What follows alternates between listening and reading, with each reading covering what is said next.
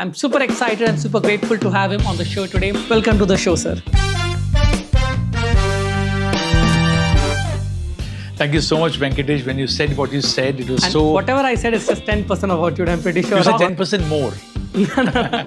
When a company's valuation decided, all these elements comes into play. Oh, yeah. Right? How well Nicely structured said. the company is. Yeah. For example, suddenly in this phase of war, defense tech has really gone valuation 10 times more than it was in 2024. Drones can also get into different industries, like into facade cleaning using drones. Drones becoming now delivery channels. There are drone ways coming up. So I'm just saying, evaluation is not about only evaluation of a company. Do you know about PayPal Mafia? These are a group of 12 people who actually started PayPal in 1990s. Right. So when you said being with the right people, okay, these 12 people were part of just one company, which is PayPal. All the big shots today were part of the same group. And then they started all these different companies, and the kind of, let's say, network they had, each one of them today is a billionaire. Yes. Through everything. Why are they called mafia? If you can go back in time and advise your 30-year-old self with all the knowledge you have today, what would you say? Of setting up a board. I think you have a time machine with you, right? Yeah. Maintain a time machine. Because I still have time. You will take me back 30 years. I'll invest in the time machine.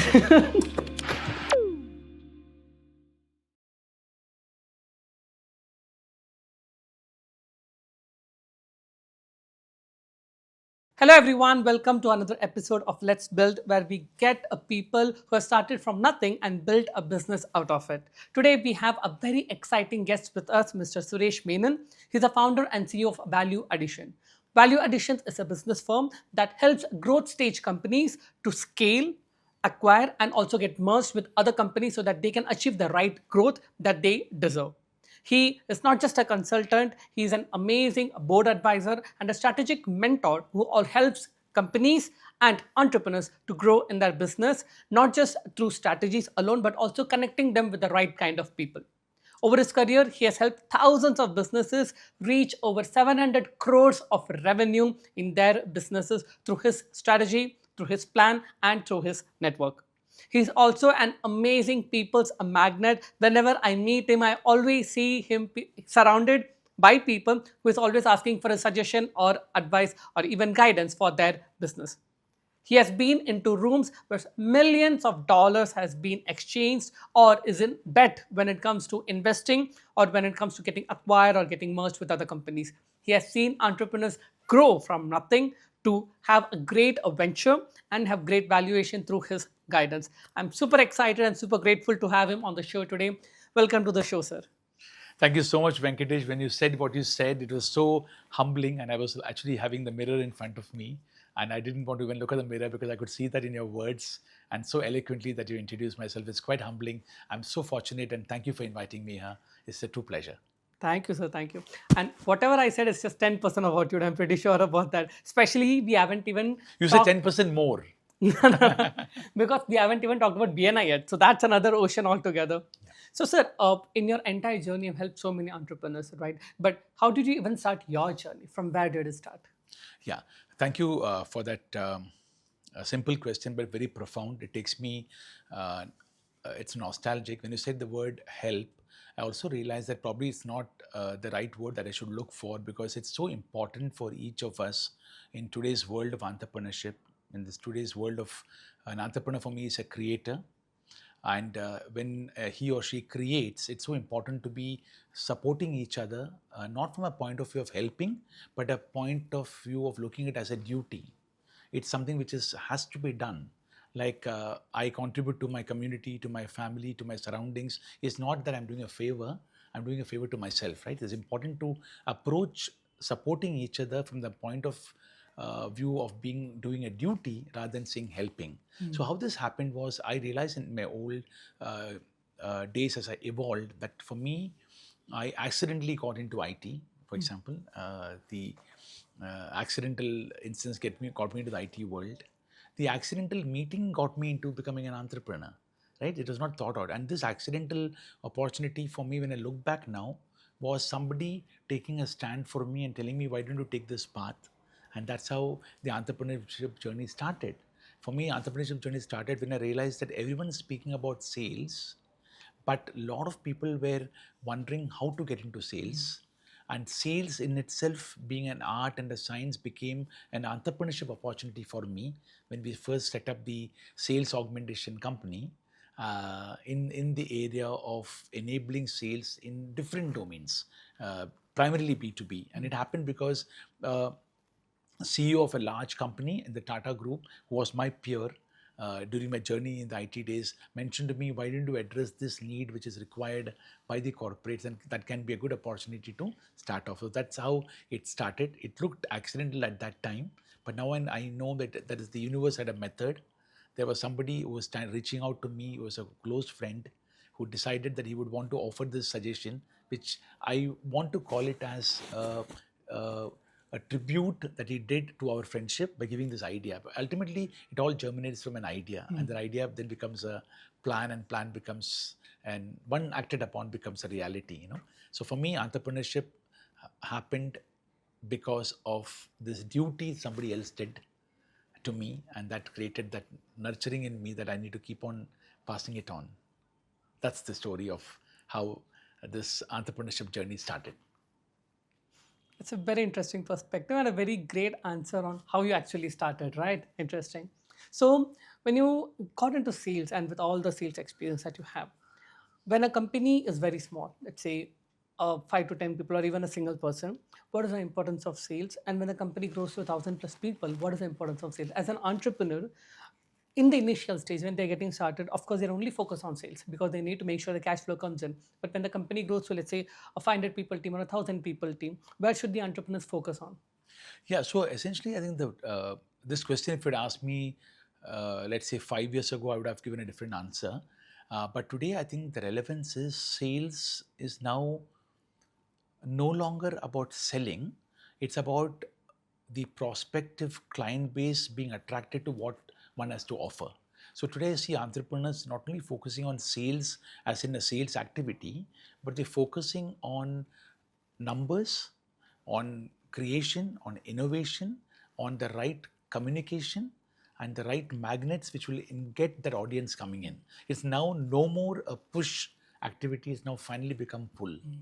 Or at the end of the day, if I have a great product, if I have a great service to offer, and I go with the method of trying to push it in the right manner, even then, if there is no pull, if there's no brand attraction, when I say brand, I don't mean conventional branding, but brand attraction to what we have to offer, the sales may not happen. I think the world is well and truly changed from, like I said, sales being one of push to get into pull. So my point would be, whether it's a startup company or a 1,000 crore company or a company which is growing, it's important to now understand that every function in an organization has to be sales oriented, not only the sales team. So if an accounts department or a marketing department or a legal department have to be sales oriented in terms of how they do what they do. For example, if I'm going to sell a product or a service to a prospect and they say, we have a great department, a great HR, we have a specific HR policy which is employee friendly. There is a legal department which is looking at giving the right kind of structures in place so that there's no error in terms of compromising on the company's integrity. These are all what a prospect wants to hear. They want to hear that you have a company which the structures are in place. All this adds to the sales aspect. For example, if I tell somebody I've got a great product, a great price point, a great value system, a great valuation for my product, and a great value offering, but if I say that we don't have a good HR practice, I'm not sure about the people who will remain or not, indirectly or directly, I may not get the deal. So people are looking at where an entrepreneur is coming from. They're evaluating the enterprise before the sale happens. So it's important to probably look at both happening, the selling at the same time building a structure. And I can be honest, if there is something which is not there, I can always say, aaj nahi hai, but we'll have it done. At least they are aware that I'm thinking in that direction. Right? So I think a holistic view of an organization is what creates that aura. We call it as brand, we call it as image, and that really makes sales to get into a mode when it creates a pull or it magnetizes our prospects. So I think that way sales is now all encompassing in a company. Okay. So it's like every department, every element of a business can be optimized in such a way that it increases the overall sales of the company. Absolutely. So if I'm into a department X, I need to say whatever I'm putting into practice, is it adding a percentage, a point to the sales, not really the salesperson, but the sales aspect. Is Okay. my company becoming viable? Right? Okay. Is Okay. my Okay. company becoming relatable? Is my company becoming acceptable? If that happens, then whatever I offer will also become acceptable. So I think sooner or later, people are evaluating in more ways than what we can imagine.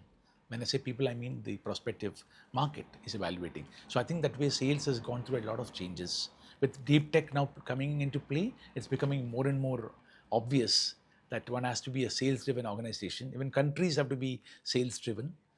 Even communities have to be sales driven, right? Because the world is becoming extremely distracted in terms of what all is going to happen in their minds. So the right kind of imaging and branding is going to push sales forward. So, a holistic approach, like I said earlier, is an important aspect to focus on to drive sales. Got it.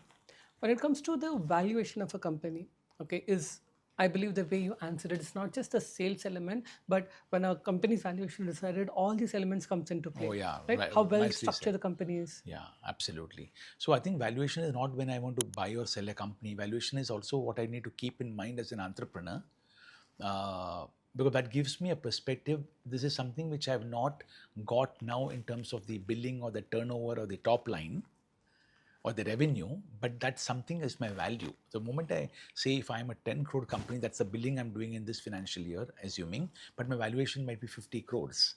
That gives me a different body language, different mind language, right? Different purpose at what I'm doing, because the world is looking at valuation.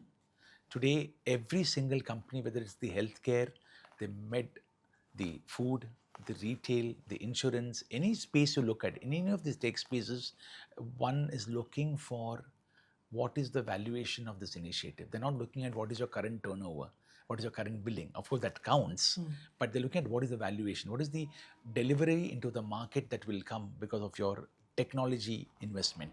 So, tech, I think, is now an integral part of. So today, when at some point of time, one is to say food tech and retail tech.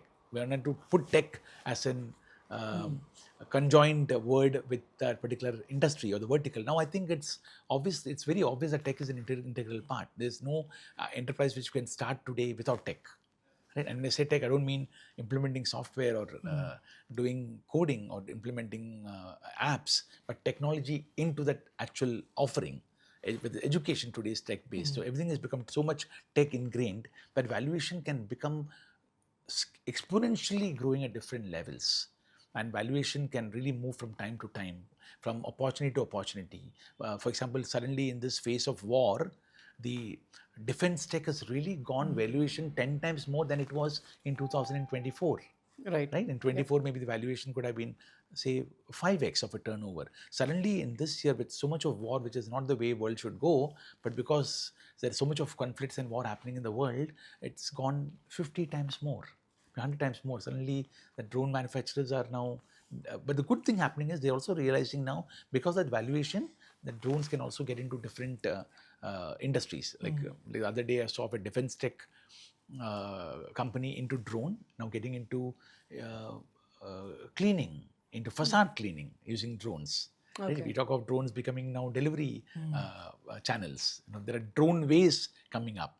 So I'm just saying, evaluation is not about only evaluation of a company, but valuation of an industry, and new domains evolve.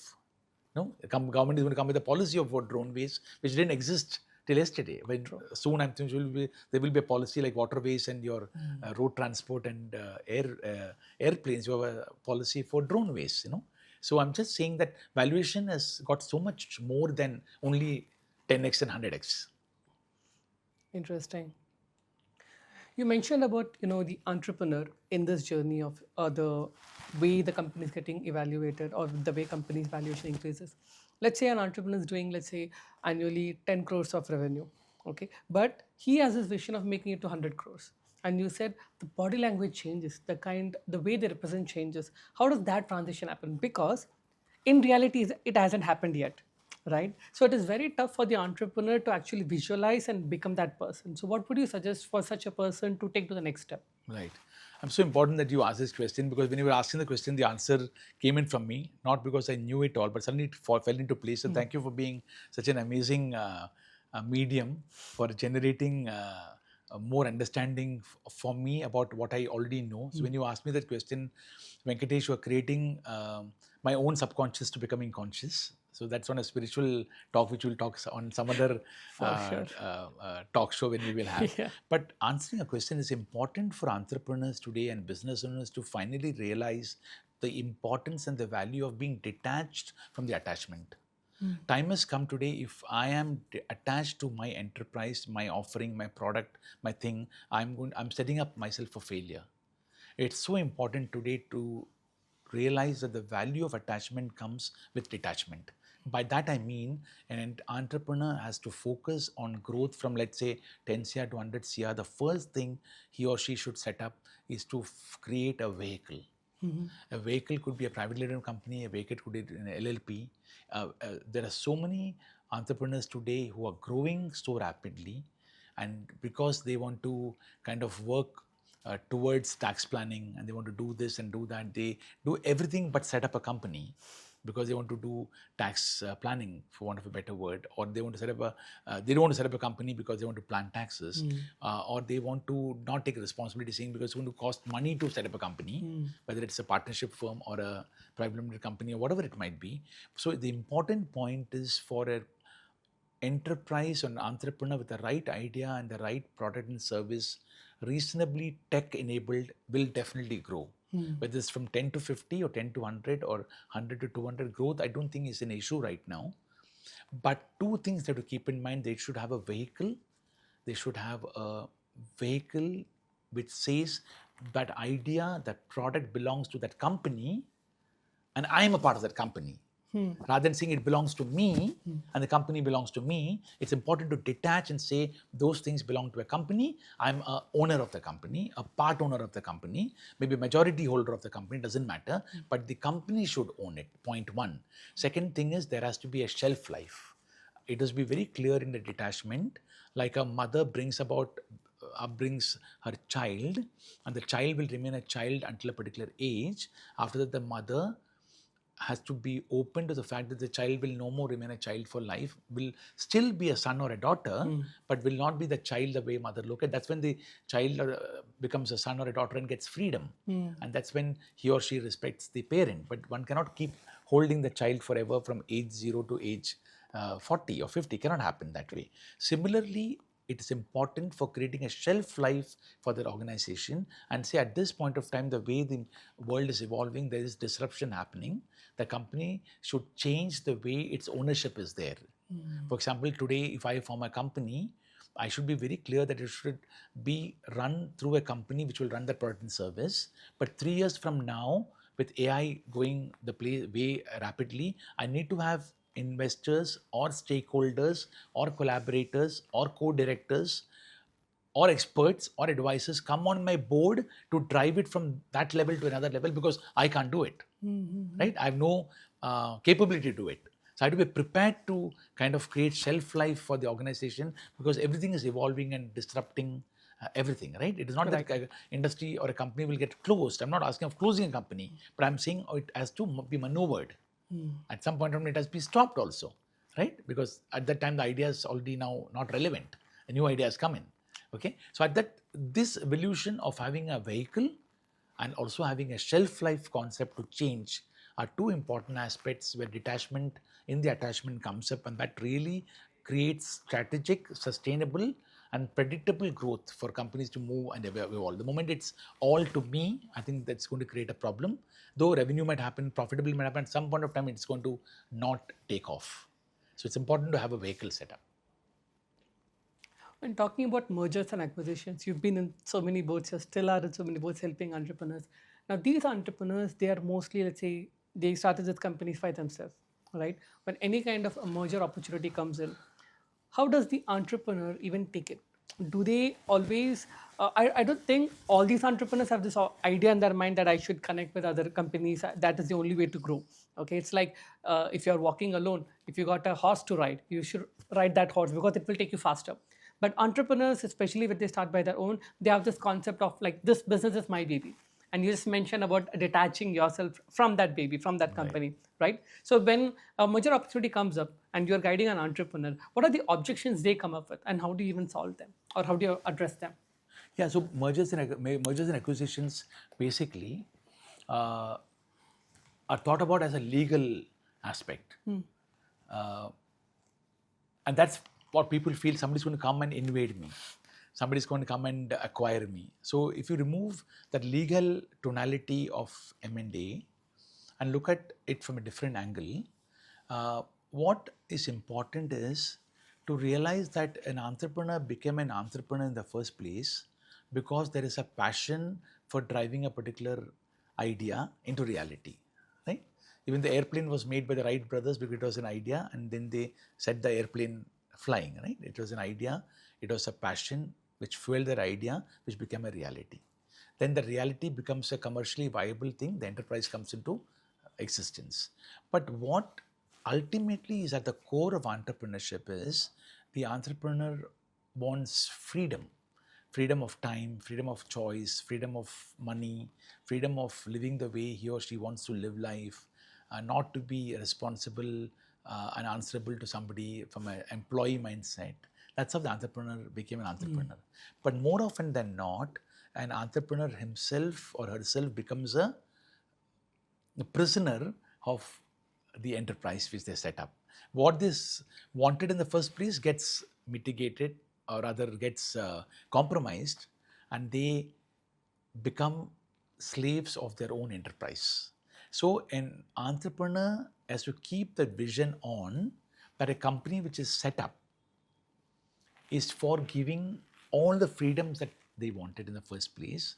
And once they are aware and keep that Josh alive and their idea alive, why they become an entrepreneur, we hear about serial entrepreneurs, right? They Yes. do this, then they do this, and then they do that. They also look at charity or NGO also as enterprise. They don't do Okay. it like I'm trying to help somebody. They want a structure even for setting up an NGO. So because then only it runs, right? Then only it becomes sustainable. So the fact that an entrepreneur keeps the idea alive of the freedom makes them aware that collaborating, getting more people on board, better people on board, creating a consortium which is called as acquisition or a merger or coming together, they will be open to that idea. And today's structures are so nice that nobody investor who comes in doesn't want the full hold of the company. They want the entrepreneur to have the majority hold. They want the entrepreneur to drive the company. They just want to have a stake because they want to enjoy the fruits of the entrepreneur's capability. And so it's no more like I'm going to come and buy this company. It's not that way. Now, if there are large companies who want to come and pick up smaller companies, that's a strategic M&A. There's the different aspects of mergers and acquisitions and collaborations and coming together. But I think asking people to come on board of this vehicle which is set up, it's so important that it really creates a lot of value for making sure that the entrepreneur's original idea of having freedom is definitely achieved. Otherwise, they will. I know of an entrepreneur who has built a large company. It's a real case scenario. Huge turnover, but it stuck because he never made it into a private limited company. It's a proprietary company. His children are not willing to take over the company. Oh. They've gone abroad. Companies said clients are there. It's a large company. He wants to give it to somebody else, but it cannot happen because there's no vehicle, right? Like it's still in his name. It's in his PAN card, the company billings. So you're stuck. I don't know what to do. So I'm just saying there are, in today's world, one has to be open for creating the vehicle which gets into collaboration and not look at mergers acquisitions as something which is invasive. It's not like the Mughals are invading. It's like different types of people coming together to hold that vehicle and give it wings to fly and fly and fly, and everybody benefits. Everybody gets the freedom. The market gets the product. The consumers get their benefit, the economy grows, and then it becomes a better place and happier place for everybody. And that's the way I think enterprise should be approached, and how entrepreneurs should look at. That's so true. Because when any entrepreneur starts the journey of entrepreneurship or building a business, instead of when they start, they have this idea of building a machine that runs on its own and gives them money and freedom. Right. But over the course of journey, they just become part of the machine. Yeah. And they're not able to detach themselves So because true. they are at a point where if they detach themselves, the machine will stop. Yeah. So that catch 22 loop keeps Right. on happening. Yeah. Right? Very, very important to realize that the vehicle runs the company. True. Or it runs the enterprise. So important. I think all of us knew this, but we never want to accept that. And but today's world is making us accept that. So there's no option. Yeah. Right? The reality and the truth has changed. So it's important to now get that acceptance much earlier. So my point would be, if I was like 30 years younger or 40 years younger, I'm not disclosing my age. The first thing I would do when I start an idea would be to set the vehicle and detach myself. And then I know ideas will come. The moment I keep this idea and then I'm going to hold to myself and I'll set the vehicle later, I think I'm setting up myself for pain in my entrepreneurship journey. So I think that's how the world has changed today. One of the vehicles, when it comes to setting up the entrepreneurship in the right way, in the most structured way, one of the vehicles is setting up the private limited or LLP. That is from, let's say, from the legal point of view. What are the other vehicles that entrepreneurship consider? It can be a team, it can be tech. What are the things that they must have? Yeah, I think it's important today, apart from the tech and the team, which is absolutely there, to have a board, okay, for governance. So a very senior chartered accountant and a lawyer and an amazing human being, I call him Bala sir, Balakrishnan Arakat. He taught me very early in life, or I realized it later. He taught me early, I realized later, the importance of having the board, which need not be a board as in a corporate board. It could be a family member, father and two sons and one daughter sitting on one day, let's say fourth Saturday of the month, sitting in a group like this and taking a 4-point agenda and handling the company for the first time, not sitting as owners, but sitting as slaves of the company and saying, what does the company want? Can we do these 4 things? That is a board. It need not be high funda boardroom meeting in a 5-star hotel conference room.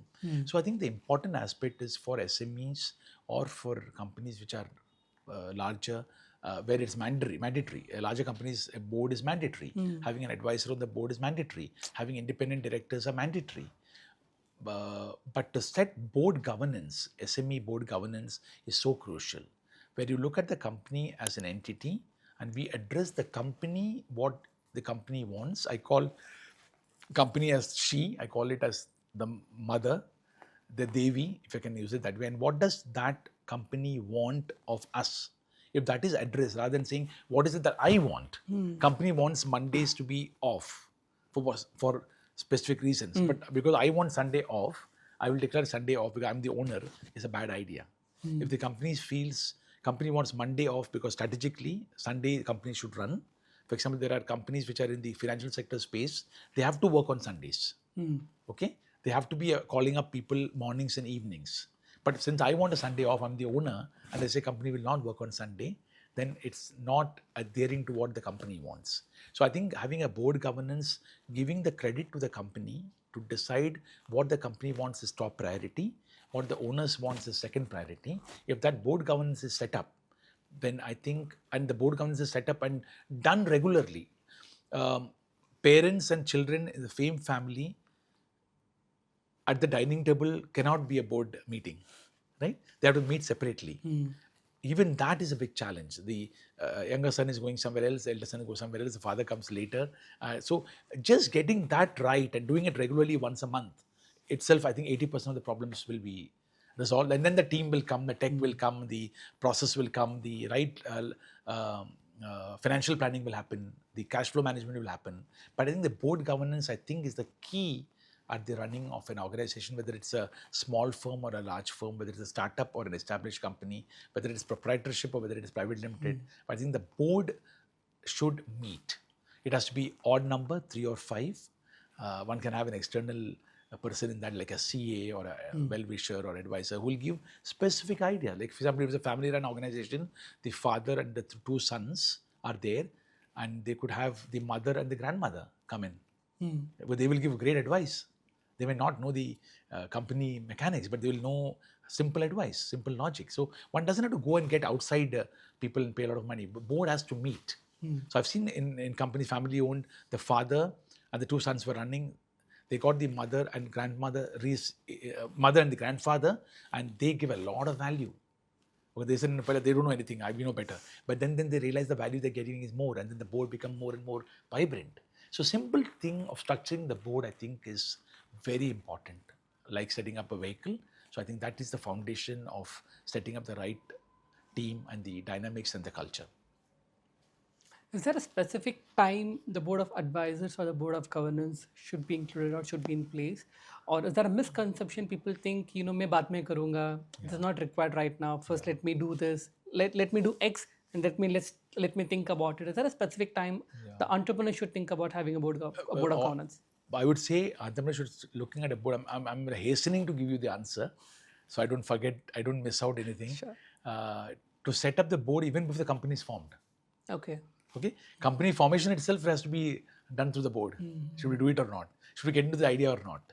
So my answer to you is having a regular meeting of this board and making sure that the board is formed is a must, even before a GST number is taken. Okay. Even before a company name is made. Okay. There are some companies where the board comes and says, use this because this helps in numerology. And I'm not saying numerology and Vastu are relevant in that sense, but the fact that the talking is happening and one is going deep dive conversations, and tomorrow it might so happen that because of the belief in these sciences of numerology and Vastu enable the company to move forward, it gives a lot of firepower to the energy and the aspiration of the entrepreneur. So the board is a must from before the beginning, if you can say that. That answers. Awesome. I'm glad I'm making you think. Yes, I'm just waiting for the train. So when it comes to the board of governance, okay, I know you are part of so many different board of advisors and board of governance, but also your time is limited. So when any entrepreneur approaches you and requests you to become their board of governors or part of that, is there any specific criteria you see before, even saying yes to that person or to that company? So for me, I mean, not that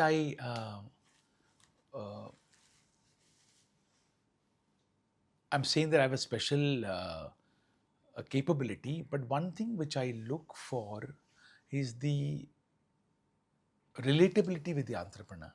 Okay. The trust element, the heart element,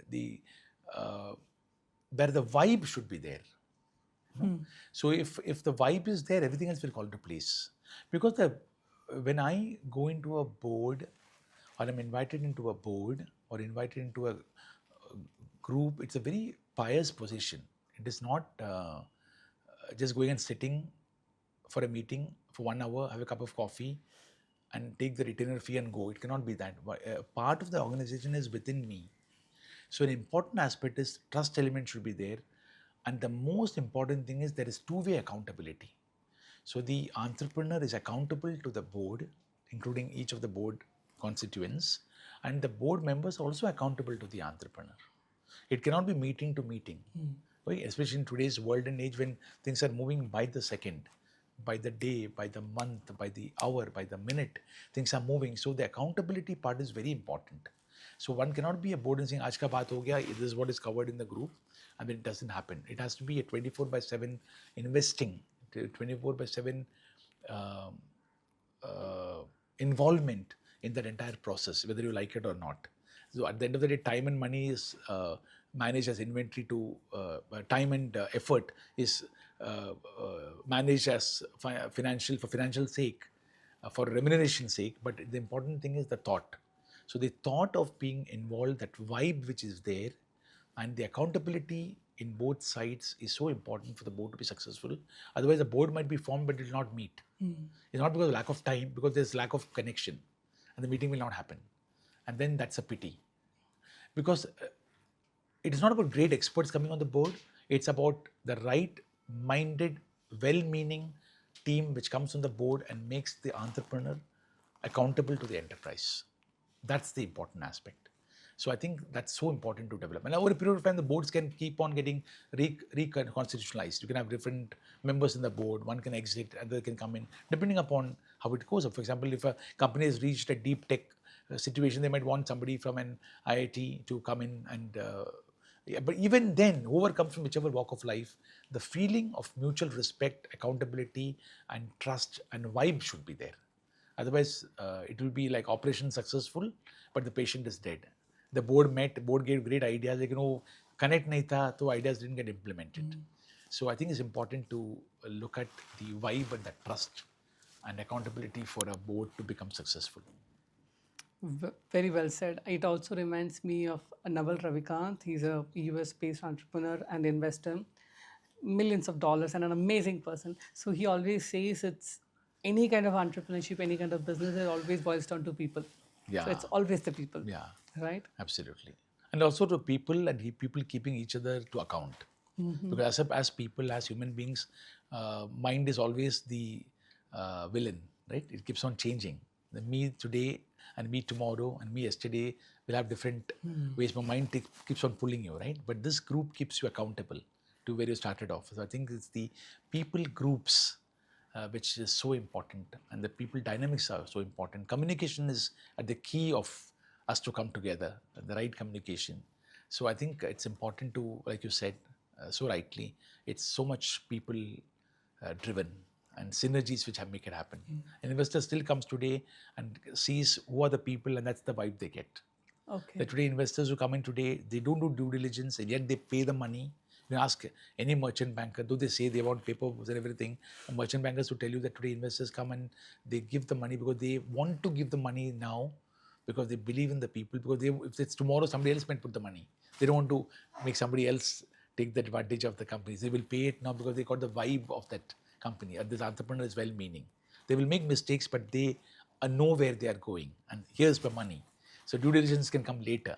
There are so many such stories in the SME space in India. That's why SME IPO is becoming a thriving model for SMEs to entrepreneurs to look at exits in the right manner.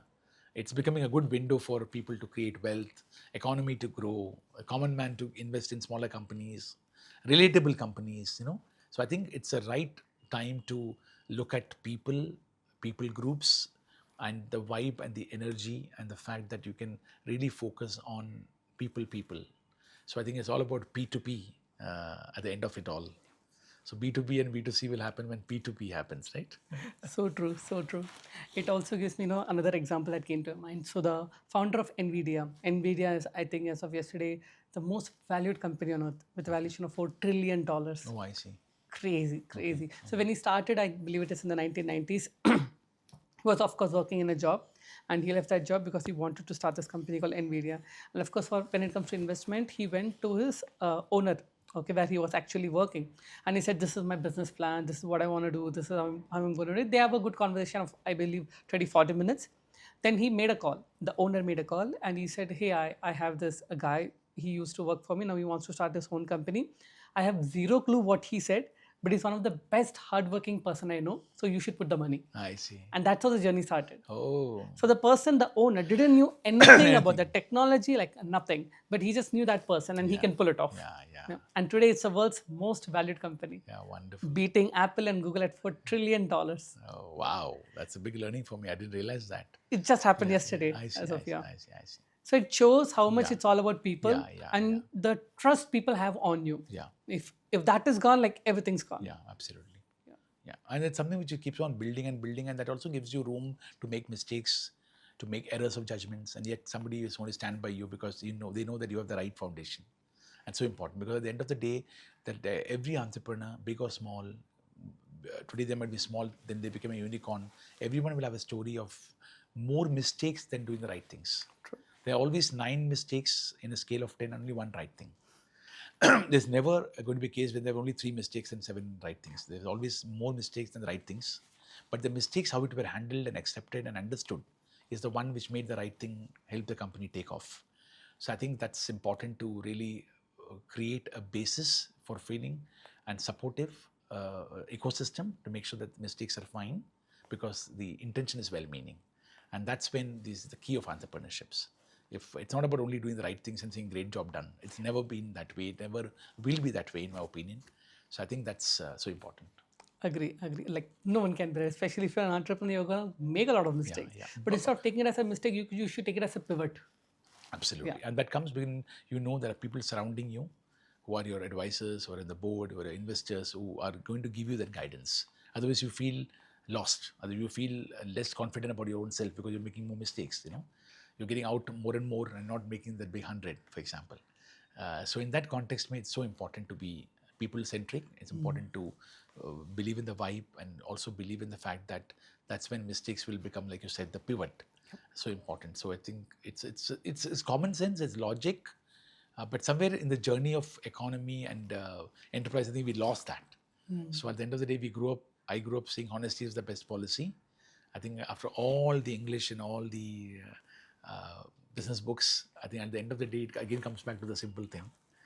We call it as integrity, we call it as so many other Englishes come in, but ultimately, what started off still remains. And True that. I think we stick to the basics. I think Yes. everything else falls into place. Because sometimes when I am working in my business, connecting with people, certain elements reminds me of all the childhood stories. Right. Like, this honestly, the best sharing is caring. Yeah. Because you need to give more to the people who work with you. Right. That is how you can actually get more. Absolutely. So these are very, when we read it after, like, okay, just another story. But yeah. in the later life, when you look back, it makes a lot of sense. Yeah, absolutely. Yeah. So the Panchatantra and the Disney magazines and all of that are becoming more relevant than probably at this point of time. I would say you will get a lot of great advices if you read children's books. Yeah, absolutely, absolutely. Yeah. So, it's a very funny the way we met and way things started. Right. Okay, and you always see one element of success is being at the right place at the right time. Right. How can an entrepreneur even do that? Because you always mention about the luck surface area as well, where you expose yourself to more and more opportunities. But how can any entrepreneur do that? Being at the right place at the right time, so they get the right opportunity. Yeah, I think surface luck is something which I really believe in. It's in fact, surface luck is not about luck; it's about effort of being there. So come rain or shine, come a bad day or not a very good day, if you keep on showing up, and you are there in the place that you feel you should be. For example, if I want to do something in a particular space, like I'm in the steel business, for example, I'm showing up more in metal related meetings, then my surface luck is going to come up. But if I'm not going to show up and I'm going for some other activity which is not related to metal, and I'm going to some other activity which is somewhere else, then it clearly indicates that I'm supposed to go north, but I'm spending time in south. I'm supposed to go east, I'm spending time in west. It doesn't make sense at all. So I think being at the right catchment area, if I go to a forest and I want to shoot a tiger, not shoot as in shoot, but shoot as in shoot, I have to go to the water body. And that's when the catchment area is there, when the tiger is going to come for having water, right? I cannot be going all over the treetops and all over the jungle. I just have to be there. So if I'm at the catchment area of my business, of my enterprise, suppose I want to look at investors coming in and I need to go to the investor summits. I go and meet with the people, advisors who are doing SEBI consulting, the merchant bankers, investment bankers. If I'm at the right catchment area in the face of my business, whatever the face might be, my surface luck is going to obviously manifest because I'm in the right place. So the key thing is to be at the catchment area, be aware of the catchment area and show up there. Knowing the catchment area and not showing up doesn't work. So when I show up, it automatically means that sooner or later the universe is going to make one of the tigers come and meet up with me and speak with me, and I can eat the tiger, not the other way around, because the tiger is going to believe in my story and understand what it is all about. So I always say, if you want to look at going and meeting a chartered accountant, don't go and meet a CA. Go and meet and be present at a CA study circle, right? Which meets every 3 months, for example. So that's when the CAs will come and meet you. Your surface luck increases. If you're meeting 10 CAs, one of them will work out. If I'm going to meet one CA, then it's 1-to-1. If I go to a catchment area, it's going to be one-to-many. I have the opportunity of being selective. I have the opportunity of being met by so many different people, and then you never know which vibe connects. True. So I think the key thing is to be at the catchment area of your business, whether it is for marketing, whether it's for sales, whether it's for innovation, whether it's collaboration, whether it is investment, be at those catchment areas and just show up there. That's why you'll find networking platforms and industry platforms and association people going more and more. A lot of entrepreneurs, if I'm not mistaken, do it regularly. But it's not that they're not doing it. Obviously, all of us do it. But we need to be understanding that's part of the evolution. That's part of the strategy to grow, part of the strategy to really become focused in terms of mentioning and creating more opportunities. And that makes the difference of creating more chances and success and creating more luck from the surface that you keep touching because of the catchment area you keep going. So that's my take on that. So one of the catchment areas, I believe, BNI. Oh yeah, networking platforms, BNI in particular is an amazing catchment area. So I would say that everything else that I spoke about today and I grappled is because of observing in BNI, which I'm so honored and proud to be associated in so many different capacities, but most importantly as an observer. What it helps me is makes me observe so many entrepreneurs of different walks of life, different mindsets, and observing them is a great learning, which I don't think can ever be even put into a book, cannot be put into a manual. It has to be only observed and learned, and those learnings are so impactful in every very small micro as well as micro aspect. It could mean resilience, it could mean ideation, it could mean innovation, it could be about how they convey themselves, it could be about dressing up, it could be about articulation, it's about creativity, it's about how humor can become a part of your communication, it can be how deep you can go into a business.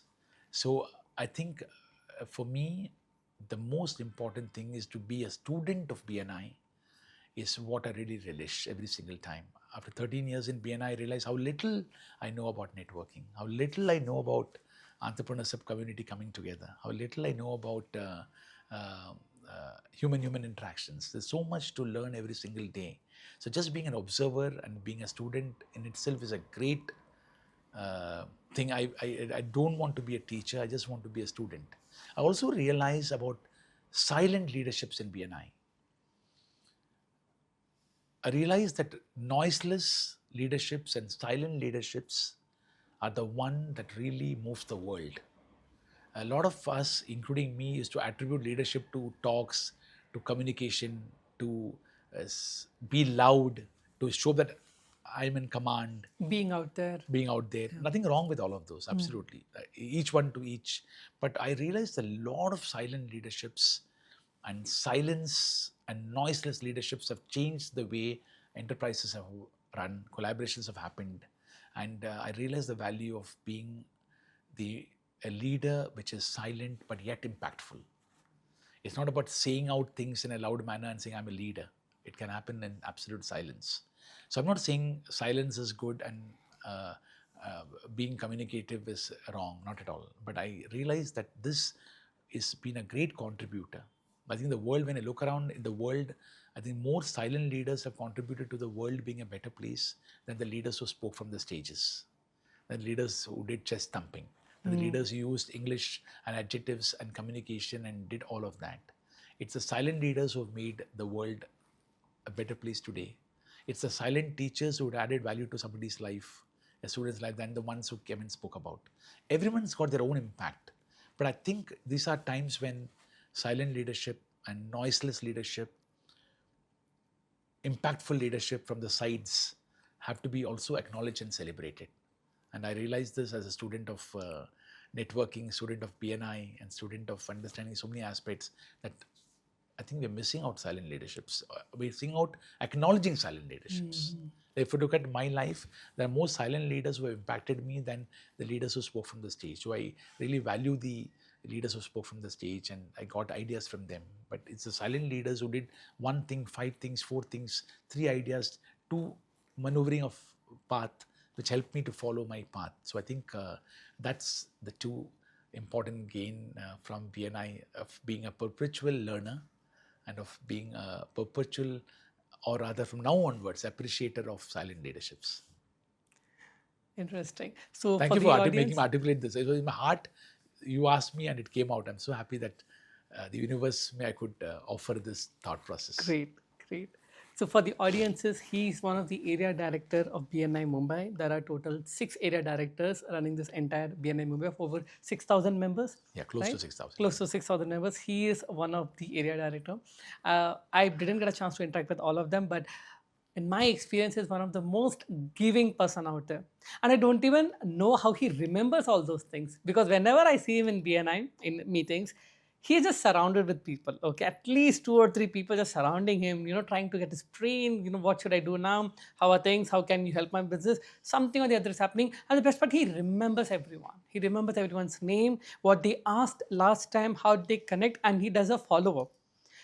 I'm being very honest. I don't have that much of follow in my business. He does that with just BNI members. How do you even remember all those names and all those asks? So first and foremost, is absolutely incorrect what you said. Okay.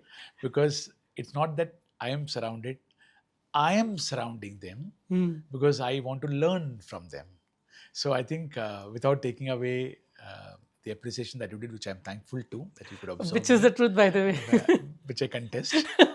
But I think for me, it's the importance of learning, because I think that's a great opportunity to learn from an entrepreneur.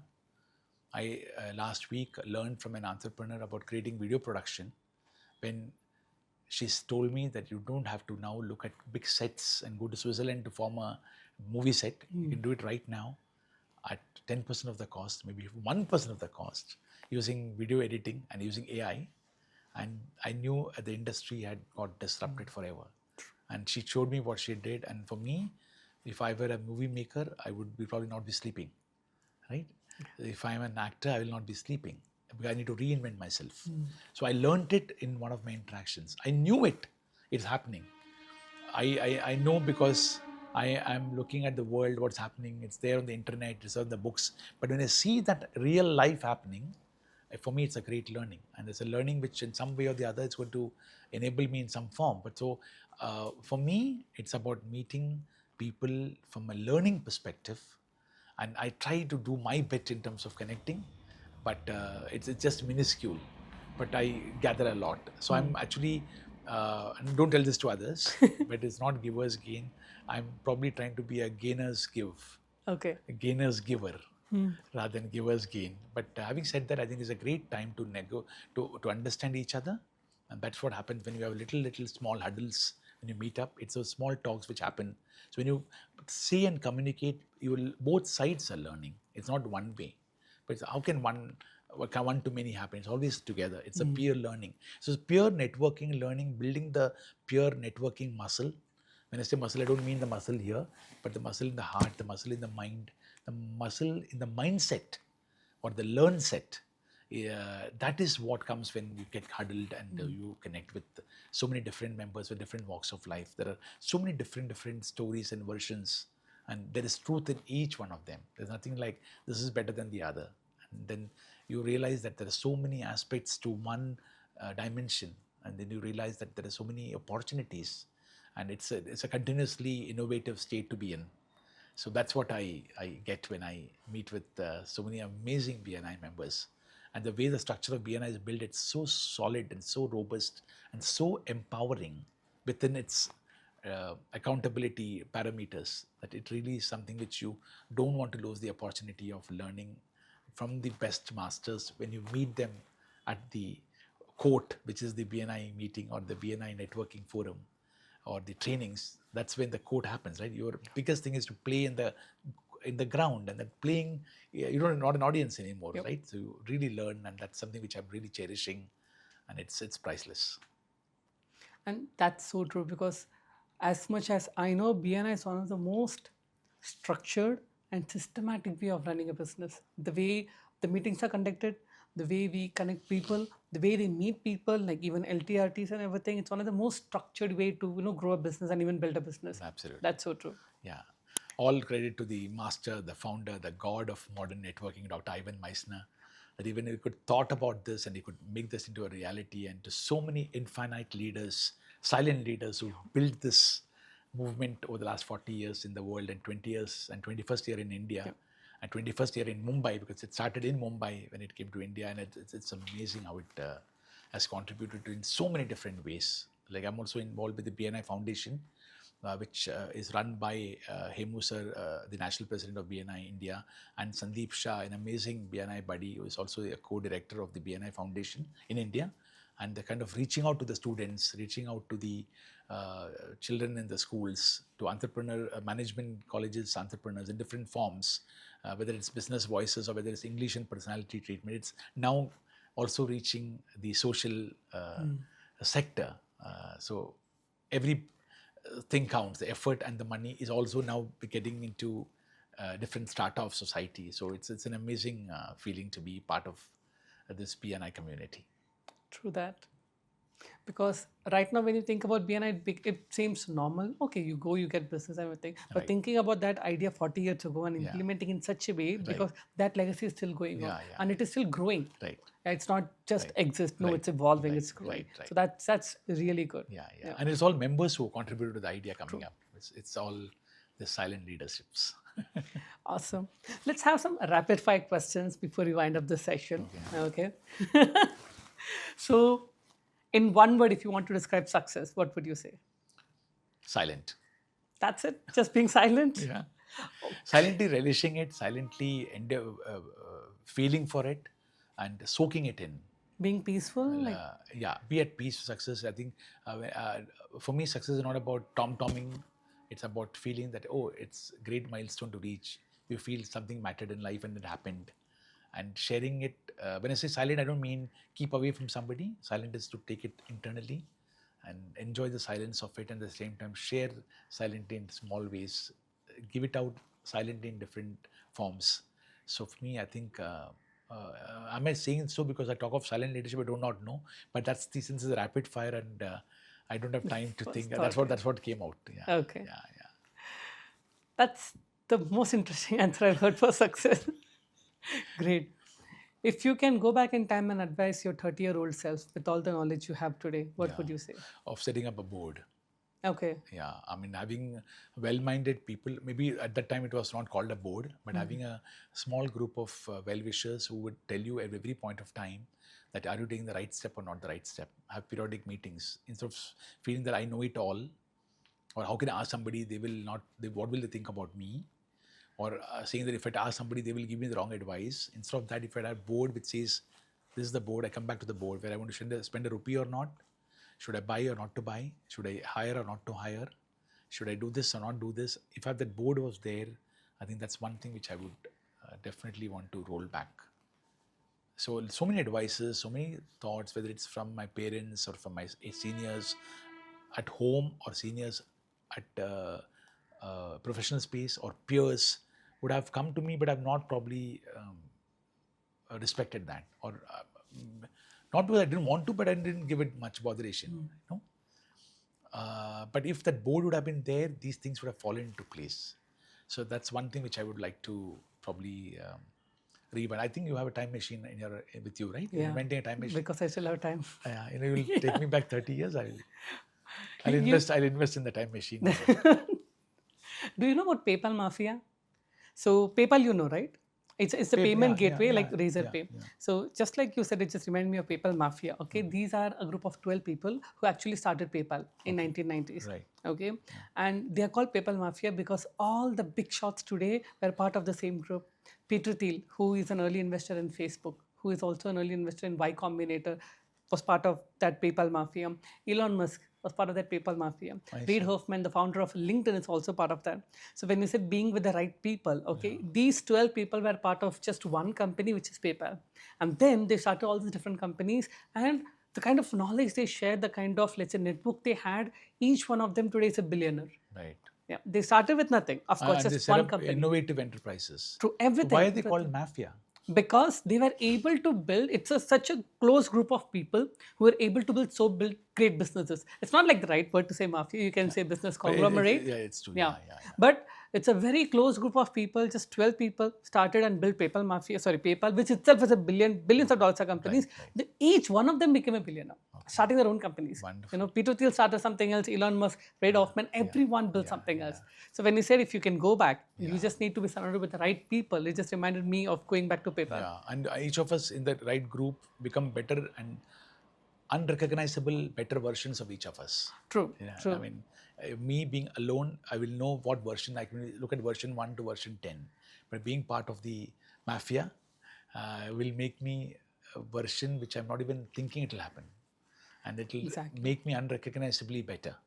I think it's so important that you mentioned this, to be part of those peer groups which really become advisory board and board governance, so important. It just makes life happier. It makes enterprise happy. It makes entrepreneur's life fulfilling. You're not lonely.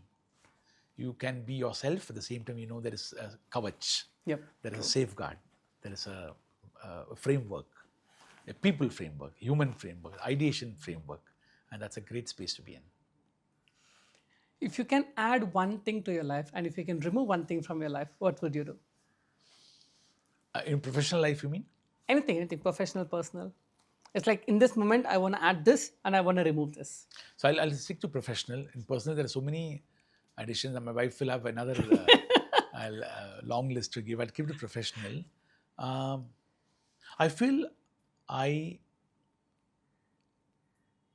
had removed the stigma that management means it has to go to a management school. The thought was to be a great entrepreneur, you need to have a lot of management jargon and management thinking. Like having an MBA degree? MBA degree, MBA thing. I think common sense is something which I think I should have added long ago. Okay. At the end of the day, it boils down to common sense. And common sense is so uncommon.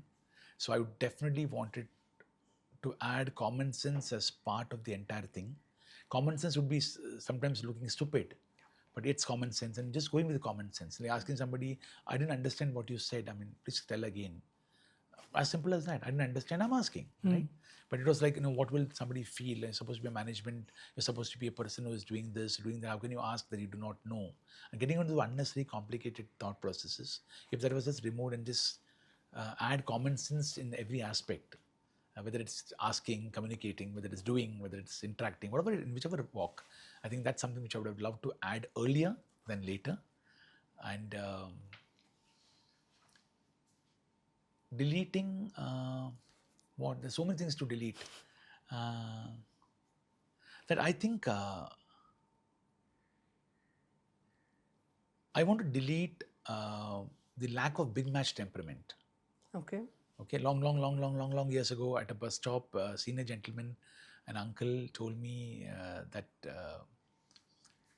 it's whatever life may you have or don't have, you should have the big match temperament. I thought he was talking of cricket, but cricket is India's game to follow. But I realized that having that big match temperament is having the all-round vision of what you're doing, and that big match temperament and looking at things in a very narrow and skewed manner. So lack of big match temperament is what I want to remove. Big match temperament is to take everything all for the long haul, and not get carried away by something which happens today. Like you're learning today, and don't get too worried about something which didn't happen today. Carrying the mistakes with you, like they say in cricket that form is temporary, but class is permanent. So don't worry about the form, don't worry about bad days. But if you look at the overall picture, where is it going? A particular area is evolving in the country as economics go. Food is an area which will definitely grow, whether there's war or no war, whether inflation or no inflation, recession or no recession. And if that's a sector I want to invest in or want to be in, or healthcare for that matter, and having that process in mind and clarity in mind, it's so important. So I think lack of big match temperament is something that I want to delete. And adding common sense in every interaction is what I want to add. If these two things I could probably do and go back in time and do, I think I would do it. I definitely have done it for now. But that in itself is ridiculous because I can never add it or delete it enough. It's always an ongoing thing. Yep. If you ask me, have you done common sense and implement kar diya and ho gaya? I cannot say that. It's always an ongoing process. True. Right? That still a portion of me will say, no, this is not really making sense. Well, it's common sense. So I need to be aware of it and, remove that blind spot and put it in. So I think that's the addition and deletion. Interesting. No, that's this quote. Common sense is not common practice. Yeah. And you know what is common sense, but are you practicing it? No. So that is what you wanted to add, right? Absolutely. Yeah. So nicely said. True. Awesome. So Thank you, buddy. thank you so much, Suresh sir, for coming in. I still have a lot of different questions. We should have another episode very soon. Yes. This is just, I would say, the layer one of getting to know about Suresh sir, the mergers and the acquisition, and the way he looks into entrepreneurship, and the way he consults and guides entrepreneurs. If you want to connect with him, we will put up all his Instagram IDs, his in social media profiles, in the description in this episode when it goes live. So once again, sir, thank you so much for coming in. Thank you so much for all the knowledge. Thank you so much, Venki, for sparking that youthful energy in me and for creating answers which I never thought existed within me, helping me respond differently than what I realized a new version of myself because of the guidance that you did. Thank you for being an amazing medium. Thank you, sir. Thank you. And really appreciate the amazing team. Would you want to acknowledge the team behind the camera? Definitely. So we always do that, even in the So what we do is we put up all the the social media profiles in the description, YouTube description. Right. Let's say photography done by, videography done by. So it also gives them a list of credibility and the kind of reputation and I would say the reach that they deserve. Right. Yeah. So when you acknowledge them, thank you to each one of you. I'm looking at you behind the camera. You don't see it, but thank you for instilling that youthful energy and creating that amazing ambience and talk. And Venki, thank you so much for. I wish you all the very best. May you be the uncommon entrepreneur and derive amazing success in the journey that you have got. Definitely with your guidance. Absolutely, anytime. Yeah. Thank you, sir. Thank you. So once again, stay tuned for another episode and do connect with Suresh Menon. And if you're looking for amazing guidance from him, do connect on his social media. He's very active on social media like Instagram and LinkedIn. So stay tuned and see you in the next episode. Thank you so much.